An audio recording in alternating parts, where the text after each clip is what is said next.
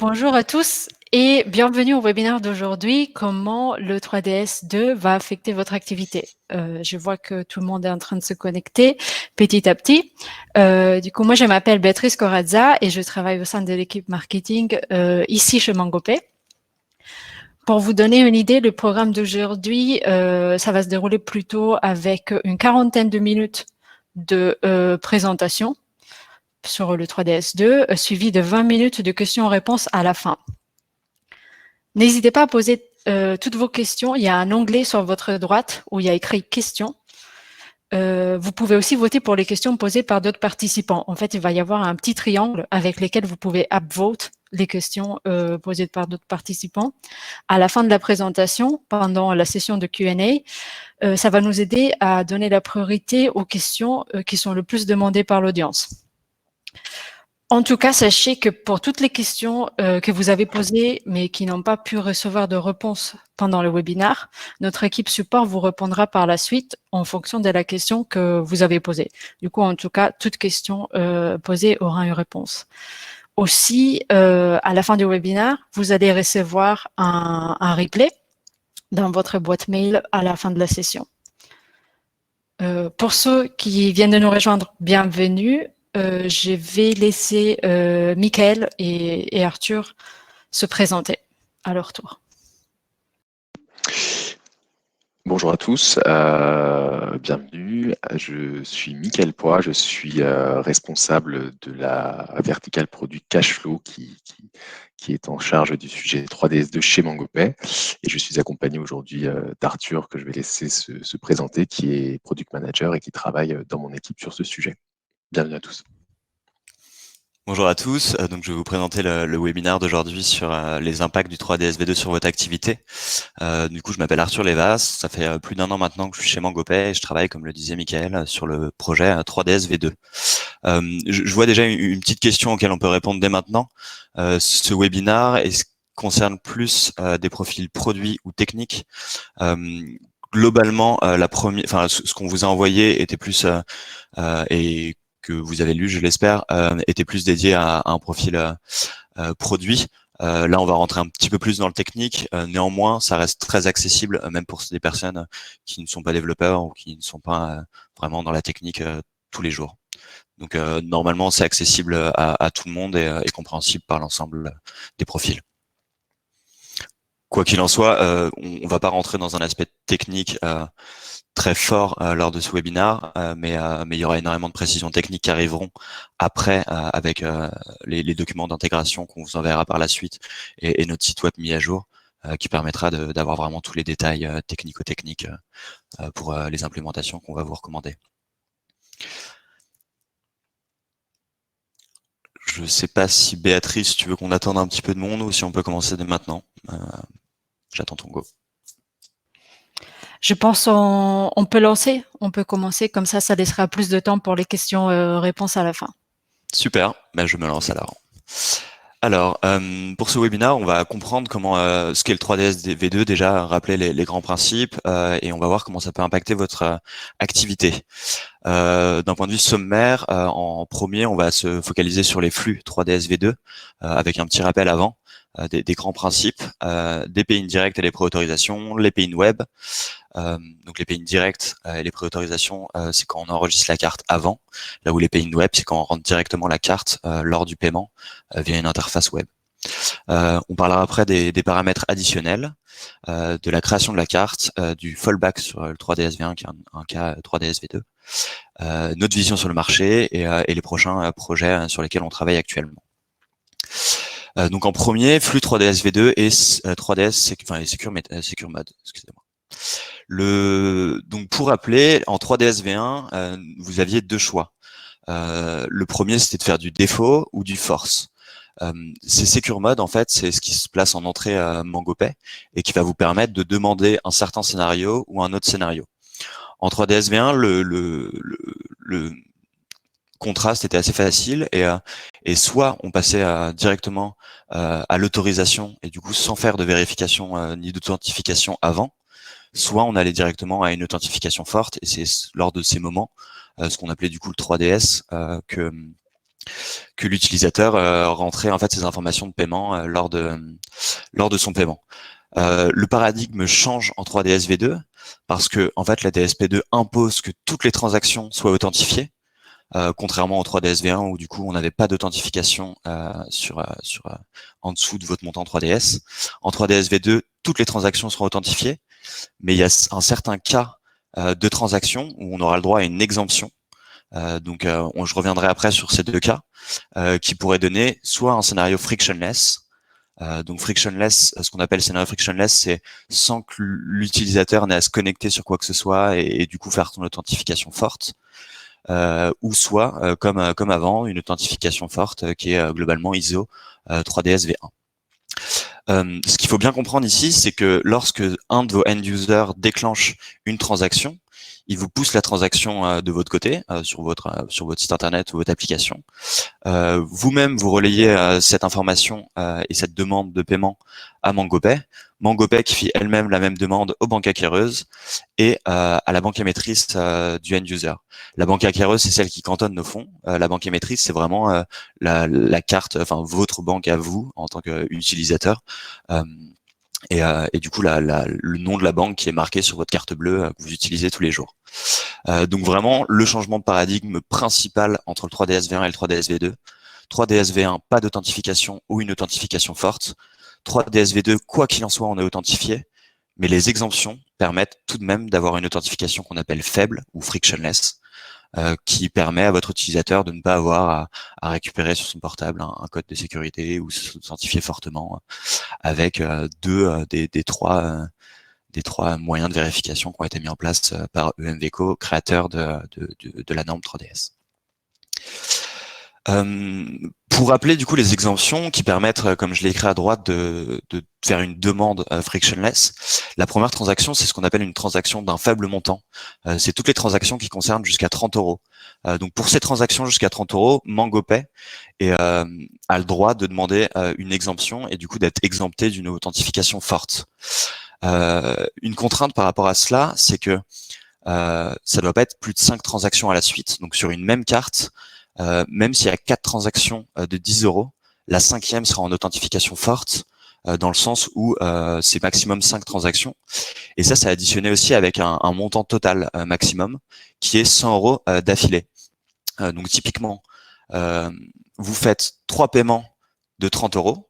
Normalement, vous êtes en transaction à faible montant, tout se passe bien. Par contre, à la 4e transaction, vu que vous dépassez de 30 euros, vu que vous dépassez 100 euros, on demandera, et enfin c'est pas MangoPay, mais en tout cas la banque émettrice, donc celle du end user, demandera une authentification forte. Ce qu'il faut savoir aussi, c'est que on n'a pas moyen côté MangoPay de calculer cette information et du coup d'essayer de construire une intelligence, parce que cette contrainte, elle est vraiment au niveau de la carte, et du coup que vous passiez par un site qui intègre, enfin que le end user passe par un site qui intègre MangoPay ou un site qui intègre un de nos concurrents. En fait, quoi qu'il en soit, s'il y a 4 transactions qui sont faites sur un de nos concurrents et une qui sont faites sur MangoPay, la première transaction chez MangoPay sera authentifiée fortement, et on n'a pas la main en fait pour dire que c'est la première côté MangoPay et qu'on doit être authentifié. Donc c'est vraiment tous les PSP confondus. Vous aurez cette contrainte et aucun PSP peut avoir de vision là-dessus, dans le sens où on s'échange pas les informations. La deuxième exemption possible, c'est la transaction à faible risque, jusqu'à la limite 3DS du client. Ce qu'il faut savoir, c'est que du coup, la deuxième exemption, elle est basée sur ce qu'on appelle la TRA, qui est le taux de fraude, Transaction Risk Analysis. Et en gros, c'est le taux de fraude de MangoPay. Il y a 3 tranches pour monter jusqu'à 500 euros. Actuellement, nous, on est dans la tranche qui permet de faire des exemptions jusqu'à 250 euros, sachant qu'il y a très très peu d'acteurs sur le marché qui vont jusqu'à 500 euros actuellement. Et du coup, ça permet à MangoPay de demander des exemptions jusqu'à 250 euros.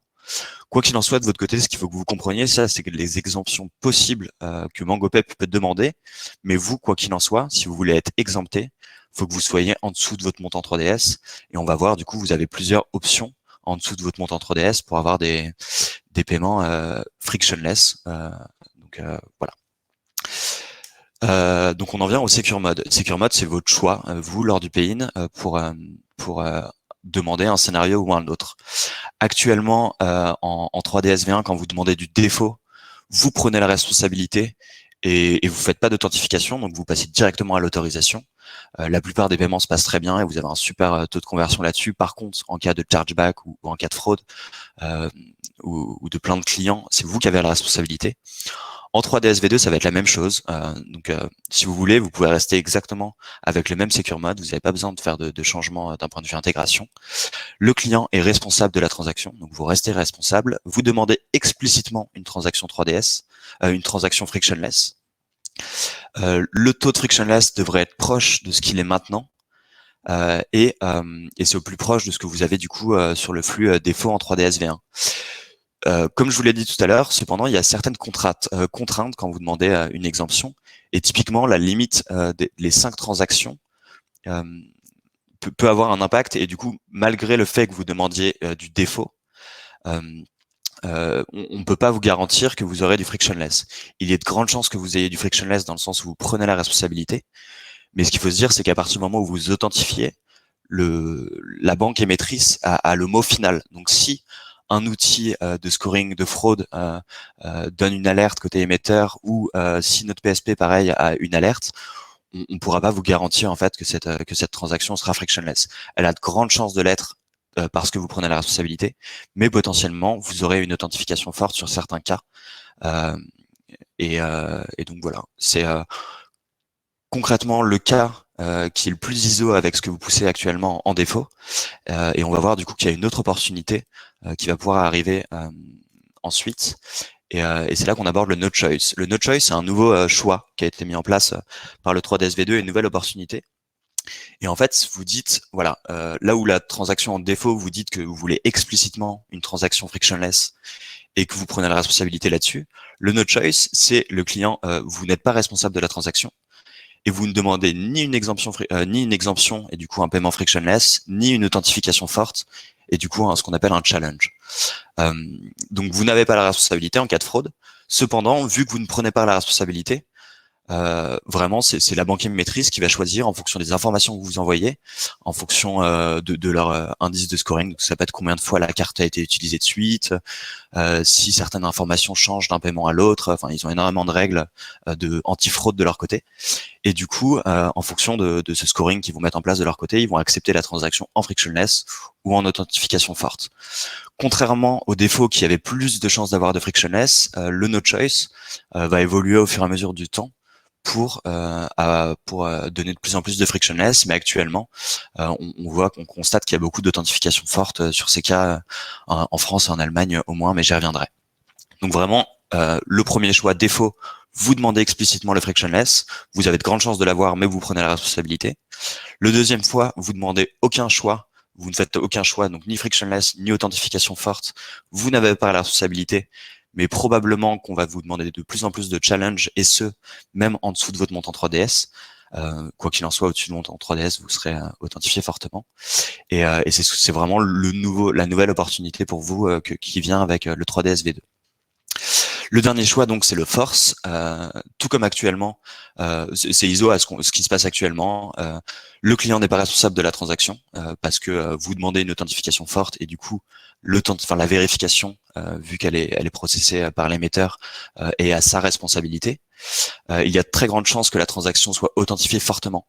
Tout comme en 3DS V2, tout comme les transactions en dessous de votre montant 3DS peuvent être au final en authentification forte.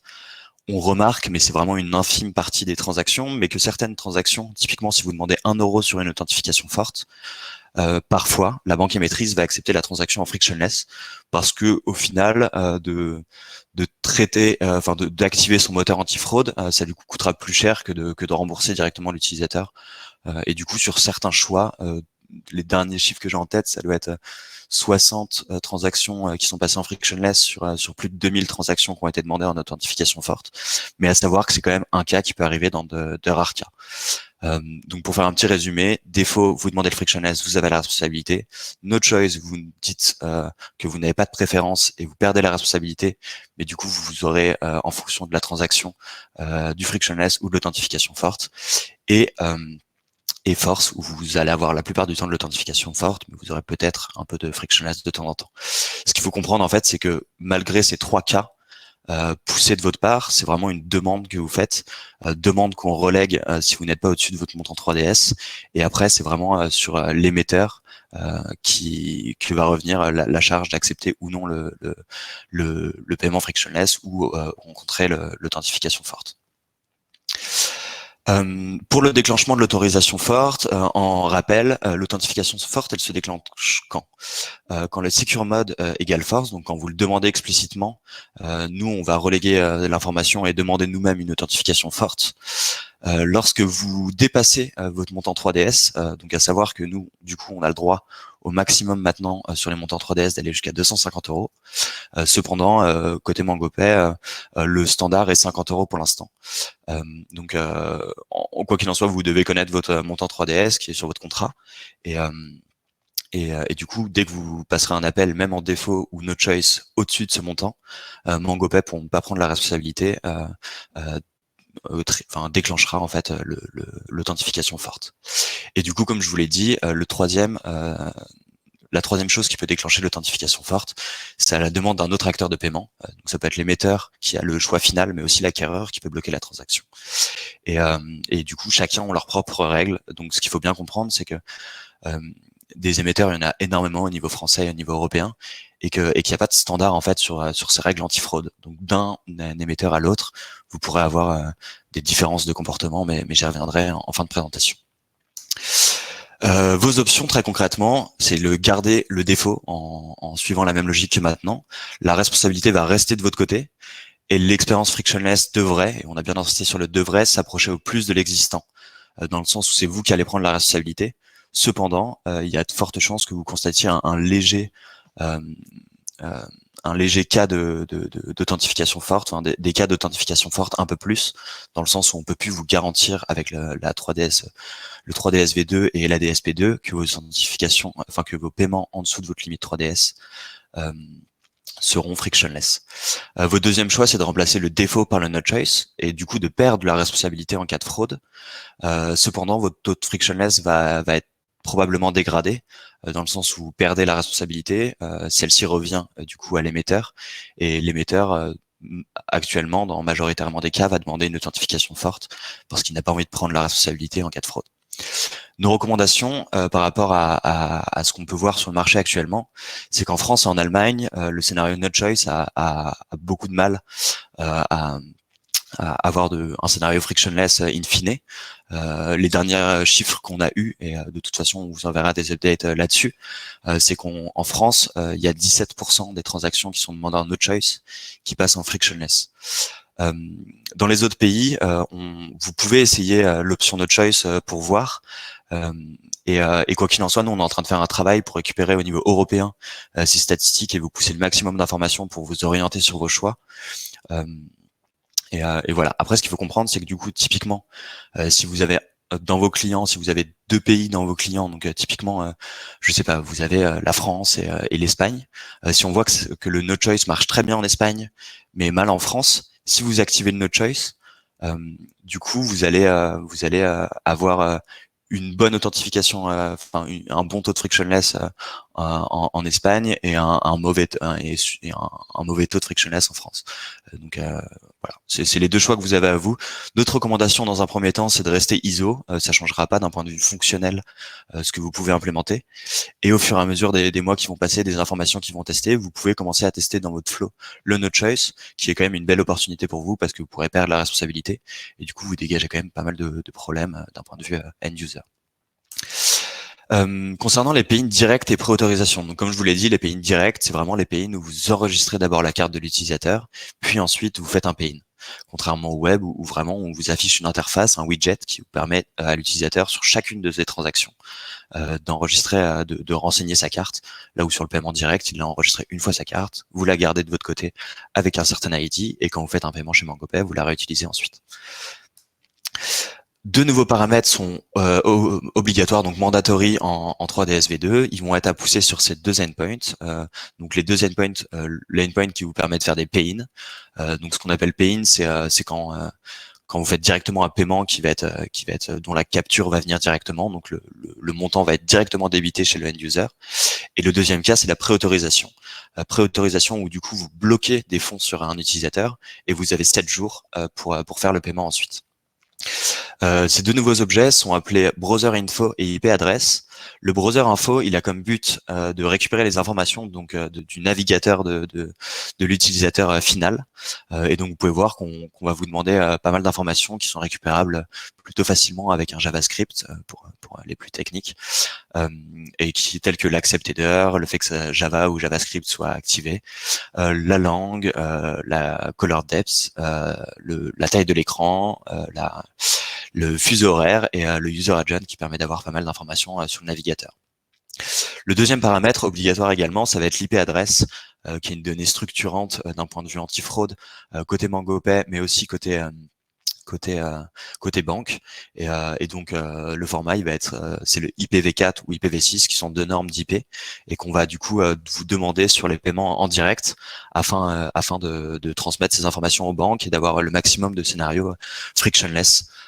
Parce que plus on pousse d'informations dans le flux, plus les banques seront rassurées, plus elles auront tendance à prendre la responsabilité sur du no choice ou à accepter des cas comme le frictionless, comme le défaut typiquement.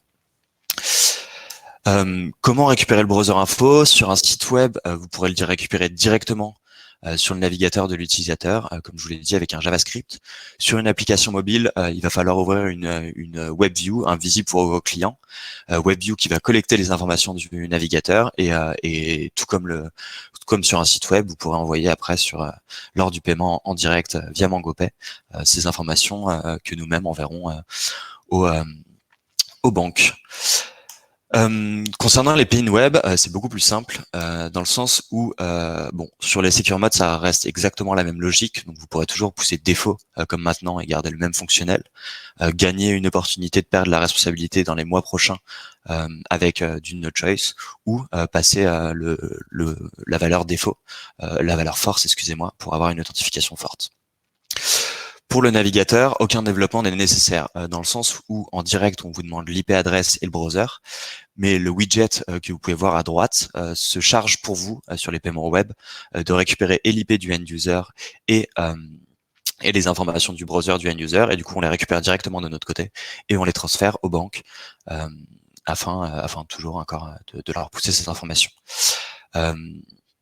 Et tout comme actuellement, si l'utilisateur, même si vous faites une demande de paiement défaut, donc une demande frictionless, s'il y a un challenge qui est déclenché, le challenge, le client sera directement orienté sur cette page de challenge, donc d'authentification forte, et comme actuellement, et du coup il devra renseigner les informations qu'il a reçues, soit son interface bancaire portable ou via SMS.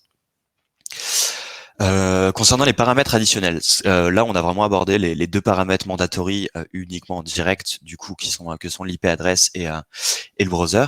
Mais ce qu'il faut savoir, c'est que sur les appels qui concernent les pay-in, donc que ce soit en web ou en direct, vous allez pouvoir passer des paramètres additionnels et vous pouvez déjà sur certains cas. Et l'objectif en fait, ça va être dans les prochains mois que vous comme nous proposons et implémentons de plus en plus de paramètres additionnels afin de pousser de plus en plus de contexte, que ce soit sur le end user, que ce soit pour vous, sur la transaction, et du coup d'avoir de plus en plus de scénarios frictionless, ce que vous cherchez. Notamment sur le no choice, et du coup ce sera vraiment la configuration parfaite d'avoir du no choice, envoyer beaucoup d'informations et d'avoir du frictionless. Vous n'aurez pas la responsabilité, mais les end users n'auront pas d'authentification forte. Ces paramètres additionnels, on est en train de travailler sur un premier, donc ça maximise le frictionless, et on vous recommande vraiment de commencer à implémenter ces champs et de le faire dès qu'ils seront disponibles côté MangoPay au fur et à mesure du temps. Le premier champ, c'est le champ shipping, donc c'est l'adresse de livraison. Ça va être disponible en janvier côté MangoPay. Pareil, on updatera les docs, on mettra les docs à jour et on vous enverra les documentations API. Également, il y a donc c'est les adresses de livraison, où est-ce que l'utilisateur va se faire livrer. Il y a aussi le billing que vous avez déjà disponible en intégration MangoPay et que vous pouvez consulter sur la doc API. Le billing, c'est pareil, c'est l'adresse de facturation, contrairement au shipping. qui est l'adresse du coup de livraison. Il y a pas mal de données. Là, pour l'instant, on est en train de récupérer toutes ces données. On est en train de les classer et essayer de comprendre d'un point de vue bancaire quelles sont celles qui ont le plus d'influence d'un point de vue antifraude et quelles sont celles qui auront le plus d'importance lorsque vous demanderez un scénario frictionless. Et du coup, au fur et à mesure, en les classant, on va vous permettre d'intégrer de plus en plus de valeurs qui vont, espérons, avoir un gros impact. Encore une fois, pour rappel, toutes les banques n'ont pas les mêmes gestions antifraude parce qu'il n'y a pas de standard. Et du coup, on va essayer de comprendre au mieux comment globalement ça se passe. Mais on n'est pas à l'abri qu'un certain émetteur, donc une banque émettrice, celle de votre end user, réagisse différemment à la réception d'un certain paramètre qu'un autre, qu'une autre banque émettrice. D'un point de vue création de la carte, la logique reste exactement la même. Vous créez une carte de votre côté MangoPay. Pour l'activer, vous devez faire soit un pay-in, soit une préautorisation. Donc, vous avez 3 choix pour valider une carte. Ça peut être un pay-in à 1 euro et du coup, vous remboursez le pay-in directement pour valider la carte. Ça peut être une préautorisation à 1 euro que vous annulez ensuite donc avec un cancel. Ou ça peut être directement le premier paiement du end user, que ça soit en web ou en direct.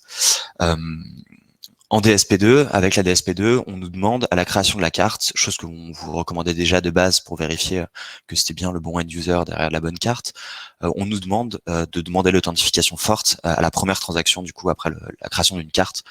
Et du coup, lorsque vous créerez une carte, cette première transaction, quel que soit le type, donc parmi les 3 types que je vous ai dit, va permettre va être authentifié fortement et ça en fait on n'a pas le choix.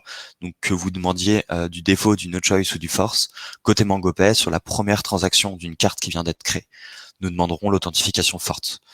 À savoir, nous travaillons un petit peu sur, nous travaillons, excusez-moi, sur une feature qui va vous permettre en fait, au lieu de faire cette préautorisation et ce pay-in à 1 euro, et de le rembourser ensuite, et du coup que l'utilisateur comprenne pas bien parce qu'il a juste enregistré sa carte, il a eu quand même un débit sur son compte, de mettre en place une feature qui vous permet de faire cette validation, de vérifier l'authentification, d'avoir une authentification forte sur l'end user, mais de ne pas avoir sur le relevé bancaire de somme in fine et de pas avoir vraiment de montant débité sur le compte bancaire de l'utilisateur.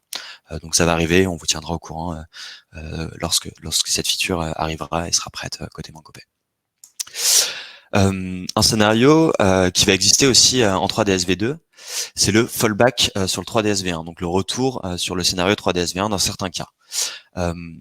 Donc quand vous allez demander un défaut, no choice ou un force, on va reléguer l'information et du coup demander un paiement 3DS-V2.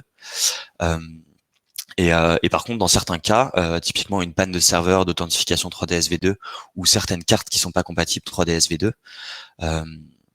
on se rend compte que du coup les banques vont dire non, on peut pas la traiter en 3DS-V2, on a besoin d'une authentification 3DS-V1. On a mis en place un système de fallback du coup côté MangoPay et du coup au lieu d'arrêter la transaction ici, on va réessayer sur le flow 3DS-V1. Mais par contre, l'authentification sera forte dans le sens où la 3DS-V2 impose une authentification systématique. Donc en 3DS-V1, elle est forcément forte, et en 3DS-V2, on vous donne l'opportunité d'avoir des exemptions, et du coup, elle est authentifiée, mais frictionless. Je vous ai parlé des cartes qui n'étaient pas forcément compatibles en 3DS-V2, c'est vraiment des cas qui sont à la marge, parce que toutes les banques au niveau européen sont en train d'enrôler leurs cartes sur le nouveau protocole 3DS-V2. Cependant, on peut, de ce qu'on entend, il y a à peu près 1% des cartes qui sont pas encore enrôlées 3DS-V2, mais ces cartes vont dans les prochains mois, très probablement, être enrôlées à la suite pour qu'on ait plus ce cas qui arrive en production. Notre vision du marché, quelle est toutes les cartes ne sont pas compatibles en 3DS-V2, comme je vous l'ai dit. Tous les réseaux n'ont pas les mêmes taux de frictionless. Donc typiquement sur un scénario no choice, que ça soit CB, Visa ou Mastercard, vous n'allez pas avoir le même taux de frictionless et on ne pourra pas vous garantir en fait quoi que ce soit dans le sens où les émetteurs comme les banques, les réseaux comme les banques émettrices ont chacun leur propre moteur antifraude et du coup n'auront pas les mêmes taux. Donc il y a vraiment une situation qui est pas ISO d'un point de vue bancaire et réseau bancaire également et du coup dans lequel on va essayer de plus en plus de comprendre avec des KPI comment ça se comporte afin de maximiser les transactions frictionless. Quoi qu'il en soit, le 3DS V2 au niveau européen, on vous mentirait si on vous disait qu'on avait des chiffres très précis et que vous allez avoir tel taux de frictionless. Et je pense que n'importe quel acteur mentirait dans ce sens parce que vraiment, on a une bonne idée des tendances qu'il va avoir, mais on peut pas vous garantir au pourcentage près qu'une transaction va être frictionless ou même qu'elle va être garantie frictionless, typiquement avec la règle des 5 transactions à la suite, qui n'est pas sous le prisme MangoPay, mais qui est sous le prisme de tous les PSP confondus. Comment allons-nous gérer vos paiements? Du coup, nous, on va avoir pas mal de métriques et on travaille depuis quelques mois là-dessus, depuis beaucoup de mois là-dessus. On va surveiller le taux de conversion, donc frictionless, donc combien de pourcentage frictionless vous allez avoir sur les scénarios, donc selon ce que vous allez demander, donc par rapport au frictionless, au challenge, au no choice, au fallback, les différents scénarios qu'on vous propose. On va également, par rapport à votre MCC, qu'on a récupéré côté MangoPay, monitorer cette information et permettre de plus en plus de comprendre si un MCC ou l'autre va avoir une incidence sur le taux de frictionless que vous allez avoir de votre côté. On va aussi surveiller les banques émettrices, donc quelle est la carte qu'a utilisé le end user sur le paiement. Les banques acquéreuses, nous on a plusieurs banques acquéreuses côté MangoPay, on a Arkea, BNP, Barclays et on en a d'autres. Et on va voir du coup comment se comporte la transaction entre ces banques émettrices et ces banques acquéreuses. On va aussi regarder au niveau bancaire quel est le taux et au niveau appareil aussi, selon si l'ordinateur, que ça soit un ordinateur, une mobile, une tablette, parce qu'on peut voir que selon les informations du coup du browser, les informations de frictionless devraient peut-être évoluer dans un sens ou dans l'autre.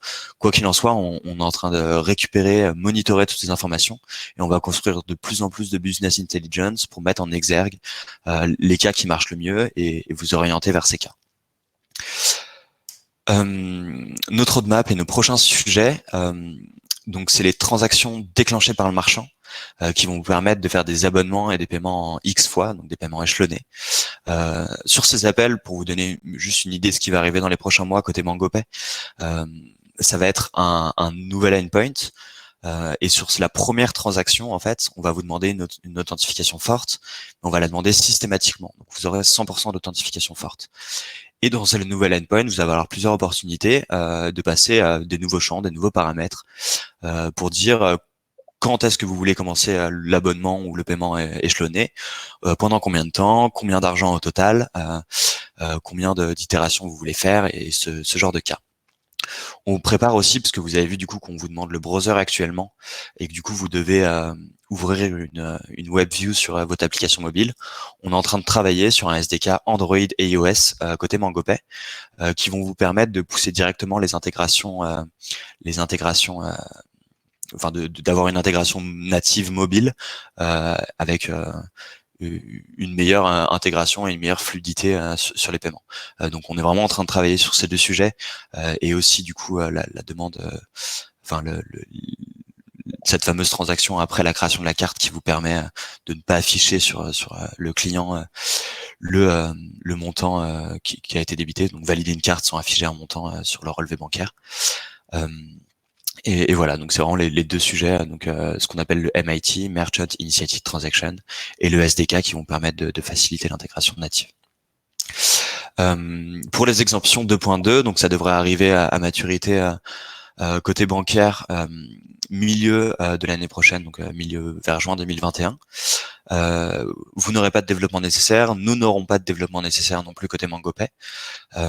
Et en fait, c'est des exemptions qui pourront être accordées par le titulaire de la carte directement sur l'application bancaire ou sur le site web. Donc, quand vous paierez, vous pourrez dire, quand vous aurez votre authentification forte, sur le deuxième cas, vous pourrez dire, est-ce que vous voulez mettre ce site sur une liste blanche, auquel cas l'utilisateur n'aura pas d'authentification forte probablement après, mais aura tout de même la responsabilité, j'imagine, et ça, je vous le revaliderai après, ou directement sur votre application bancaire ou votre site web, vous aurez peut-être un onglet dédié. Et vous pourrez renseigner les sites où vous ne voudrez pas d'authentification forte. Et du coup, très probablement, vous aurez du coup la responsabilité sur vos paiements. Voilà, c'est tout pour cette présentation. J'espère qu'elle a répondu à vos questions et on va s'atteler du coup à répondre à vos questions dès maintenant. Hop, je vais les classer par vote. Donc, y a-t-il des développements à prévoir pour mettre en place le 3DS V2 ? Je vous affiche la question. Je pense y avoir répondu et j'espère y avoir répondu. Très concrètement, vous avez deux choses à implémenter avant qu'on active le 3DS V2 de votre côté.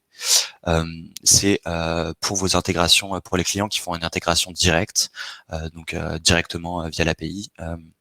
Enfin, tout comme le web, donc ceux qui font une intégration directe, vous devrez rajouter l'objet browser info et IP adresse qui vont arriver tout début janvier côté MangoPay et pour laquelle on va vous donner les documents d'intégration. Pour le web, vous n'aurez pas d'intégration pour ceux qui font des intégrations uniquement web. Et du coup, vous avez deux opportunités. La première, c'est de passer sur du no choice, mais on vous le recommande pas actuellement parce que vous n'avez pas un bon taux de conversion frictionless. Voilà, donc, à part si la fraude vous pose un vrai problème et que vous voulez perdre cette responsabilité, quitte à avoir plus d'authentification forte, on ne vous recommande pas pour l'instant de passer sur ce no choice, mais on vous laisse quand même l'opportunité si vous voulez tester. Et la deuxième opportunité, c'est le shipping. Quoi qu'il en soit, d'un point de vue mandatory, c'est l'IP adresse et le browser information, browser info pour les appels en direct. Jusqu'à quand MangoPay continuera à accepter le 3DS V1 et le maintenir ? Ce qu'il faut savoir, c'est que en 3DS V1, l'authentification forte sur le 3DS V1, vu que vous vous authentifiez, c'est quelque chose qui va rester DSP2 compliant. Donc, il va respecter les règles DSP2 parce qu'on va toujours vous demander 2 authentifications sur 3 pour avoir une authentification forte et valider la transaction. Le fait est que actuellement, le 3DS V1 donc en authentification forte uniquement n'a pas tendance à disparaître sur cette prochaine année, mais à courant un an et demi, selon ce qu'on entend par les banques, ça a quand même vocation à laisser sa place aux méthodes d'authentification 3DS V2 et du coup progressivement disparaître. On n'a pas vraiment l'information là-dessus pour l'instant.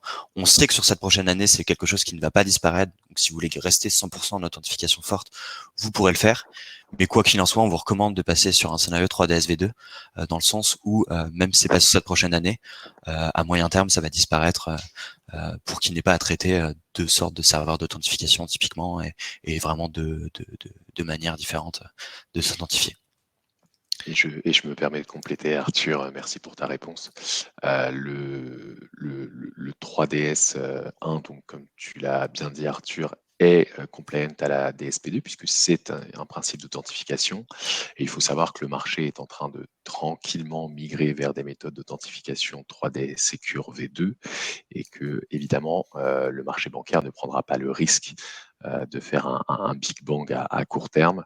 Et il est bien évident que le 3DS 1 continuera à être supporté et par les acteurs et par MangoPay. Voilà. Merci Mickaël. Prochaine question. Bonjour, quelles sont les dates et les étapes de mise en place ? Combien de temps avons-nous pour implémenter les nouveaux champs mandatory, donc browser info et IP adresse ? Ces champs seront disponibles côté MangoPay sur le début d'année prochaine, donc janvier. Tout début janvier, ça devrait être disponible dans notre documentation. Ce qu'on vous recommande, c'est d'implémenter au plus rapidement ces champs pour permettre sur février ou mars de commencer à activer le 3DS V2 et voir le comportement. Plus vous intégrez ces champs tôt, plus on va pouvoir vous activer sur le 3DS V2 et constater comment ça se passe, faire des recommandations et vous accompagner là-dessus. Donc le plus tôt est le mieux et côté MangoPay, on sera disponible tout début janvier. Et on vous recommande, quitte à faire une intégration, d'implémenter aussi le champ shipping qui sera probablement disponible quelques semaines après ces deux champs mandatory côté MangoPay. Et de continuer à populer aussi le champ billing qui était d'ores et déjà disponible dans l'API MangoPay. Je complète la réponse d'Arthur en vous rappelant encore une fois que le 3DS2, c'est une activation que nous allons faire progressivement et du coup nous accompagnerons votre changement 3DS2 pour maximiser son apport positif pour votre entreprise et pour votre business. Merci Mickaël. Prochaine question. Y a-t-il une durée pour comptabiliser les 5 transactions? Donc j'imagine que vous faites référence aux 5 transactions à la suite, dans le cas où vous demandez un scénario frictionless. De ce que, j'ai demandé aux banques et notamment à Arkea avec qui on travaille, s'il y a des contraintes d'un point de vue donc heure, typiquement si ça restart tous les 24 heures ou quoi que ce soit. Non, il n'y a pas de contrainte de temps.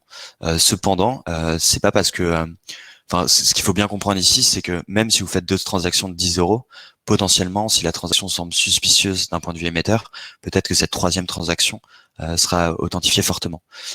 Quoi qu'il en soit, sur cette règle des 5 transactions à la suite, ou les 100 €, il n'y a pas de montant au total. Donc si un jour 1, un utilisateur fait une transaction à 30 €, le jour 2 à 40 € et le jour 3 à 40 €, le jour 3, il aura une authentification forte, même s'il est en dessous de son montant 3DS et que la transaction semble rassurante d'un point de vue émetteur. Donc non, il n'y a pas de limite de temps sur les 5 transactions, mais c'est pas à chaque 5 transactions forcément que vous allez avoir l'authentification forte, parce que l'émetteur se réserve le droit de la demander, et ce sur toutes les transactions. Même si du coup, en fonction du no choice ou du frictionless, vous aurez plus ou moins tendance à avoir une authentification frictionless. Effectivement, il y a eu la théorie qui a été annoncée il y a déjà bien longtemps, où ça a effectivement parlé d'une tranche de 24 heures. En pratique, c'est un petit peu plus complexe que cela, et ça va aussi beaucoup dépendre des banques de vos utilisateurs qui peuvent avoir car rappelons-le, ce sont bien les banques de vos utilisateurs qui ont le dernier mot dans le processus d'authentification forte ou frictionless. Et pour l'instant, chaque banque peut se réserver le droit d'avoir une politique différente. Par contre, typiquement sur ces 5 transactions à la suite, si l'utilisateur fait 2 transactions à la suite de 10 €, que la troisième, 4 transactions à la suite, 2 transactions à la suite de 10 €, que la troisième il fait 100 € et du coup qu'il est authentifié fortement parce qu'au-dessus des montants 3DS ou le 3DS est déclenché. En fait, à partir du moment où sur la carte il y a une authentification forte qui a été déclenchée, ces 5 transactions ou ce montant total de 100 € revient au début et du coup se remet en place au fur et à mesure. Donc vous ne partirez plus de 2 transactions low amount, mais vous repartirez directement de la première suite à une authentification forte qui a été faite auparavant. Donc à chaque authentification forte, ça restart et vous repartez si vous faites des low amount transactions, donc des transactions à faible montant, sur un nouveau cycle de transactions à la suite.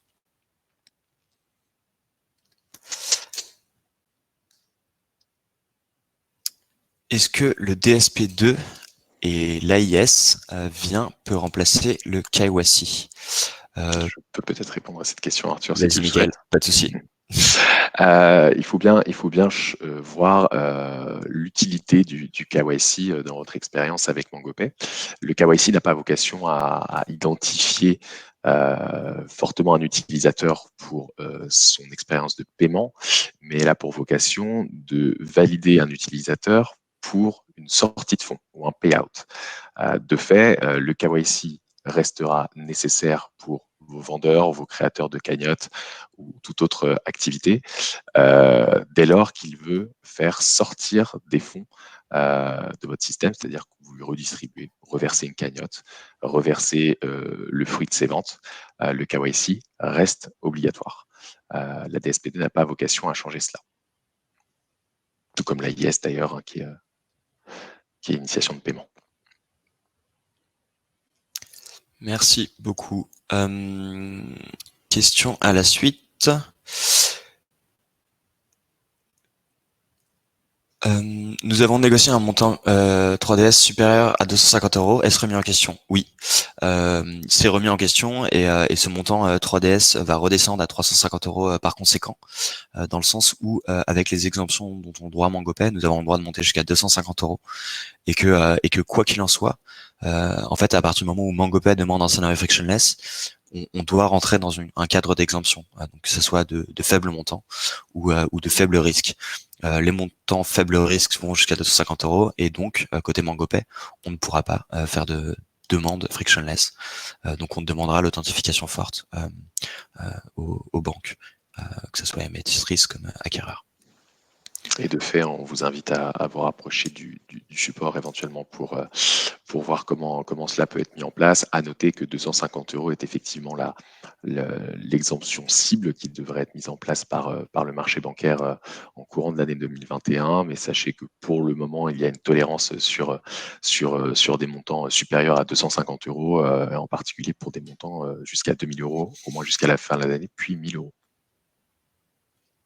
Voilà. Et nous, concrètement, tant que vous ne serez pas en 3DS V2, vous conserverez votre ancien montant 3DS. Et par contre, à l'activation du 3DS V2, ce montant passera à 250 €.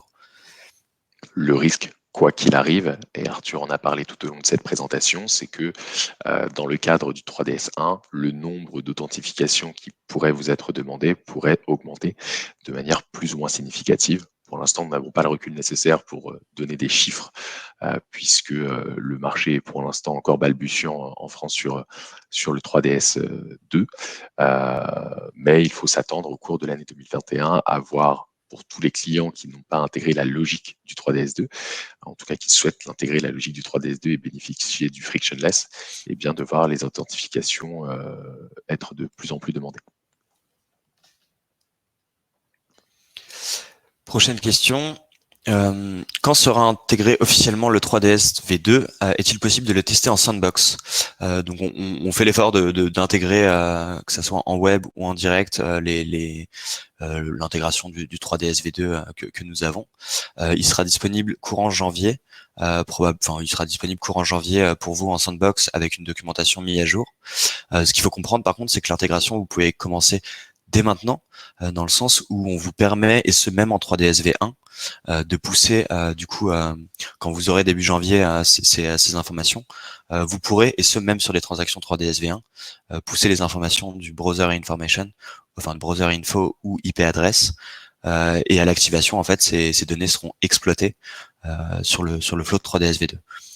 Quoi qu'il en soit, on est plutôt confiant à ce qu'en janvier on vous propose en sandbox de tester le flow 3DS V2 et quoi qu'il en soit, on vous tiendra au courant sur les prochaines semaines avec des communications prévues et bien sûr un accompagnement par nos équipes au maximum. Prochaine question qui concerne les motos, donc c'est ce dont on parlait, les fameux MIT aussi, Merchant Initiated Transaction. Nous avons enregistré des tokens CB enregistrés avec un code 3DS. Le challenge a été fait à la création du token et on vous remercie parce que c'est la bonne façon de faire. Comment chaîner les transactions ultérieures pour débiter la CB? Donc dans le cas où c'est pas l'utilisateur qui déclenche la transaction, mais bien le marchand. Ce qu'il faut savoir, c'est que ce qu'on appelle le MIT, ce sont les transactions qui sont considérées comme du out of scope de la DSP2. Tout ce qui concerne tout ce qui est in scope, donc dans le scope de la DSP2, c'est les transactions où l'utilisateur, vu qu'il doit être authentifié fortement ou non, doit être derrière son écran. C'est pour ça qu'on est en train d'intégrer et de mettre en place une autre feature qui va vous permettre sur le premier paiement avoir dans tous les cas une authentification forte pour lorsque l'utilisateur va déclencher son abonnement typiquement, avoir toujours une authentification forte. Et par contre après on va chaîner avec un ID de transaction propre à MangoPay. On va chaîner ces transactions et permettre et dire en fait aux banques que l'utilisateur n'est pas là, par contre qu'on rentre dans un cadre out of scope et qu'on ne peut pas avoir d'authentification forte sur ces paiements. Et du coup ça devrait et il y a de très grandes chances que ce soit le cas, que ces abonnements se passent bien.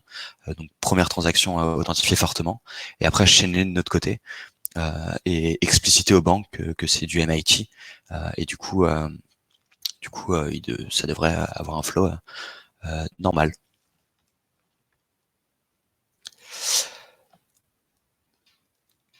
On force le 3D Secure sur toutes les transactions. Il y aura-t-il des changements à faire techniquement?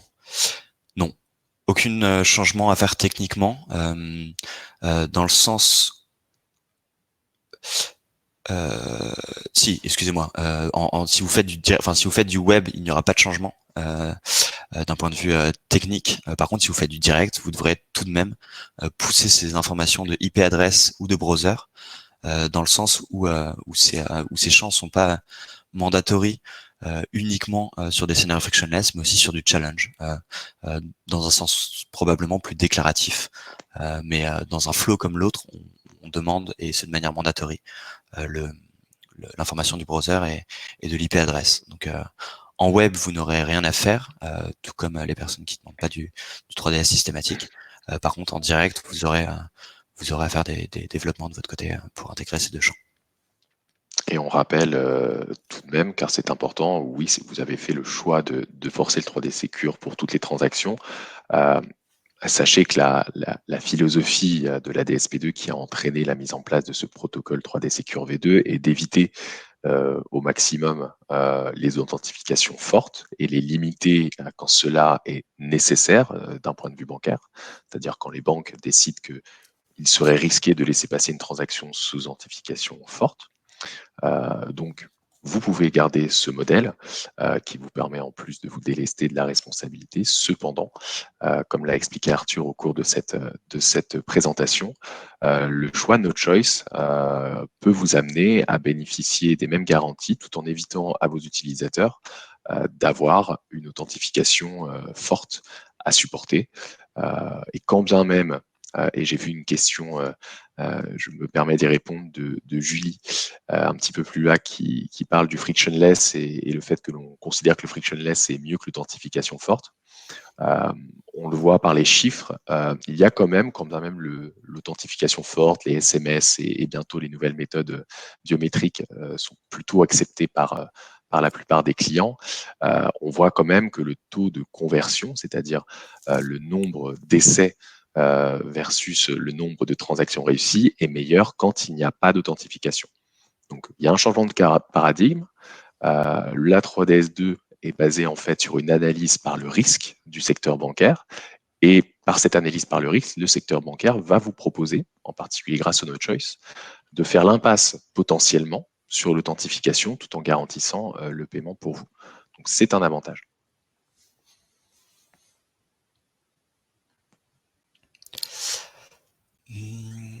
Alors, prochaine question, qui a le plus de votes. C'est quoi le montant maxi des transactions par carte ou virement bancaire?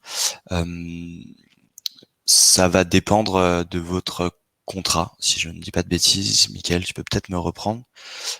Mais par rapport à votre contrat MangoPay, vous allez avoir un montant maximal de transactions. Et quoi qu'il en soit, celui-ci ne changera pas entre le 3DS V1 ou le 3DS V2. C'est ça, c'est bien le sens de la question. Effectivement, il y a donc deux notions, c'est le montant de transaction maximum que l'on vous autorise et le montant 3DS. Pour le montant maximum, il s'agit d'une discussion que vous pouvez avoir avec votre teneur de compte chez MangoPay.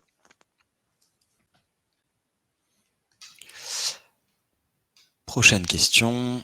Je pense que l'on peut faire confiance à MangoPay pour nous faire une doc claire détaillée sur cette migration 3DS V1. Pouvez-vous confirmer? Bien sûr, dès que tout sera développé, vous aurez une doc très claire avec les différents flows, ce que vous pouvez changer, ce que vous devez changer.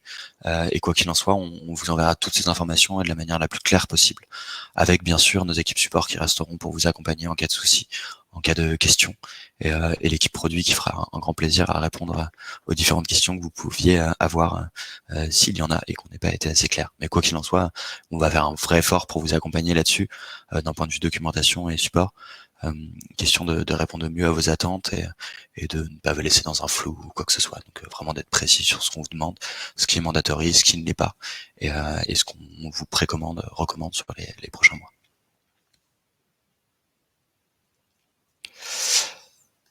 Une question de Vincent. On ne pourrait pas remplacer le KYC par une authentification forte du client. Avec l'authentification forte, la banque peut identifier le client.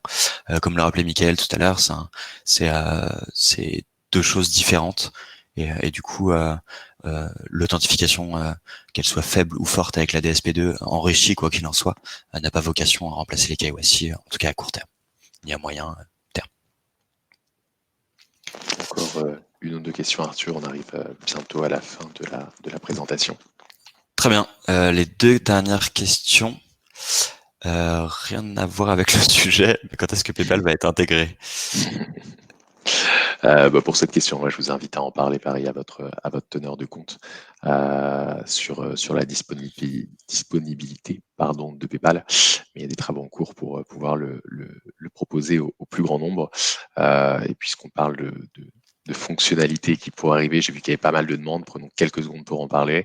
On travaille à vous donner de nouveaux moyens de paiement, en particulier autour des XPay, Google Pay, Apple Pay, ainsi que la possibilité de redistribuer des fonds de manière immédiate avec l'instant payment en sortie de fonds. Voilà, vous aurez des informations d'ici la première partie de l'année 2021 là-dessus, mais ce sont des projets qui sont en cours de finalisation et pour certains même en test.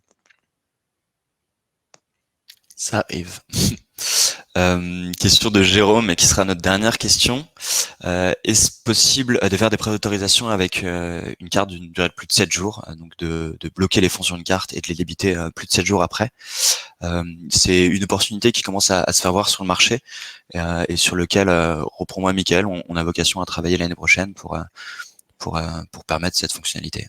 Absolument, on sait très bien que c'est une demande qui est très très poussée par les commerces de location en particulier.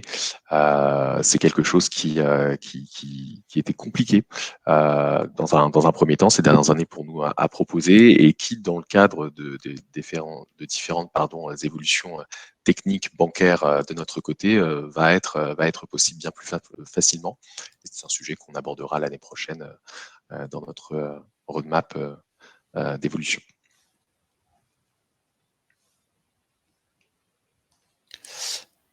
Voilà, Béa, je peux peut-être te laisser faire le mot de la fin. Moi, je vous souhaite une excellente journée. Je me permets de sortir de scène. Merci, Mickaël. Merci à tous pour avoir participé au webinaire. Comme je vous ai mentionné au début, en fait, on a traité toutes les questions qui ont reçu le plus de votes pour pouvoir répondre à un grand nombre de personnes. Mais en fait, toutes les questions que vous avez posées vont recevoir une réponse par la suite. En fait, on va les transmettre à notre support qui va essayer de revenir vers vous rapidement. En tout cas, je vous souhaite une belle journée. Je vous remercie pour votre connexion ce matin avec nous. Et comme l'a répété Arthur pendant le webinaire, on va rester à votre disposition pendant ces grands changements. Et je vois une mini question, si on peut vous envoyer le webinaire, normalement vous allez le recevoir par mail, si je dis pas de bêtises, Béatrice, directement après ce webinaire. Donc, oui, tout à fait. En fait, vous allez recevoir le replay à la fin du webinaire. Merci à tous et une très bonne journée. Merci beaucoup, bonne journée à tous.